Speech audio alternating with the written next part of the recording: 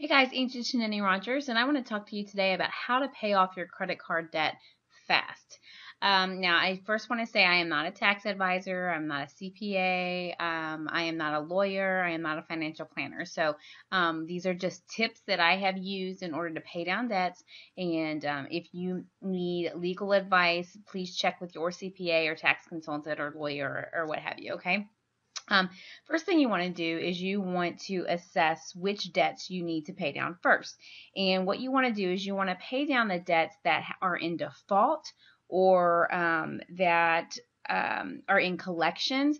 Things also like tax liens or if you owe back taxes, those kinds of things that are going to get you into trouble and that are going to damage your credit. So if you have collections or things in default, you want to pay up those to get those either back up to date or to get those paid off.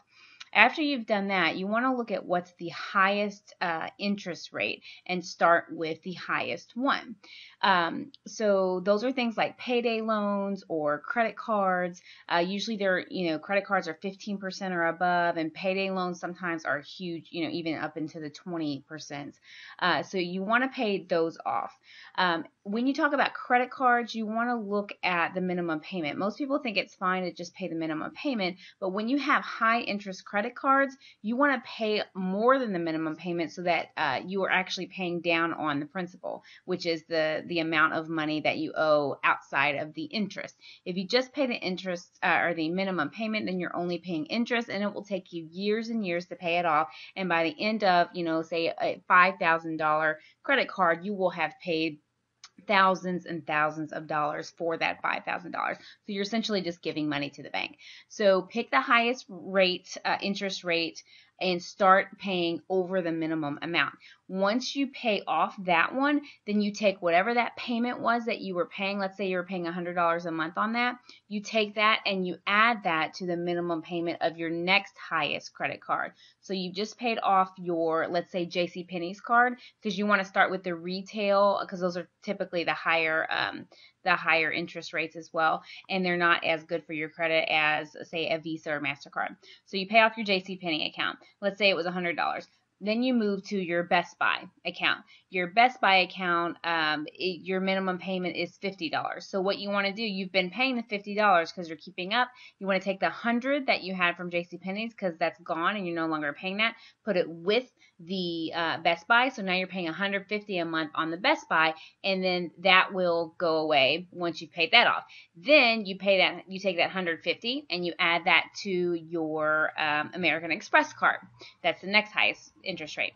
Then you have the $150 from those two cards you were paying, or one card at that point. The JCPenney's was paid off, and then the Best Buy is now paid off, so $150 total.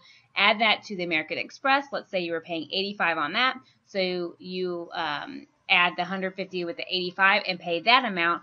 And once American Express is paid off, you go so on and so forth all the way down the line until you hit zero debt.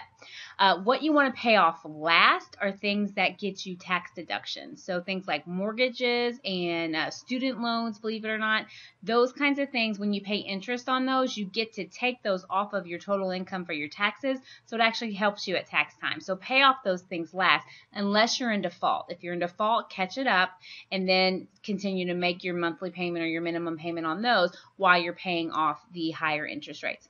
Okay, guys, I also want to share with you this. There are lots of people being able to pay off debts at a much higher rate than what I just talked about. That's called the debt snowball, which I just kind of talked about. There are lots of people being having the ability to pay off their debts, including mortgages and student loans, with something that I have put the link below this video. So please click on that. That will also be an opportunity for you to learn about that can help you earn some supplemental income in order for you to help pay off those things faster. Okay, so the link is below the video. Please feel free to click on that, get some more information on how you can earn some supplemental income to add to your payments so that you will be able to pay off those debts in a quicker manner. Okay, thanks guys. Angie Tonini-Rogers. Please subscribe to my YouTube channel, connect with me on Facebook, and like this video and share it if it was helpful for you and you think it will be helpful for others.